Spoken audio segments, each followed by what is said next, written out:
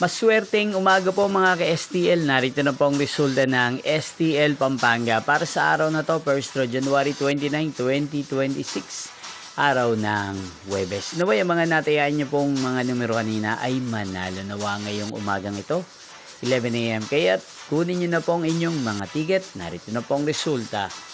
Ang mga numerong nanalo sa STL Pampanga ngayong umagang ito, January 29, 2026. 11 AM. First draw result, 5 at 2. In exact order. Again, 5 at 2.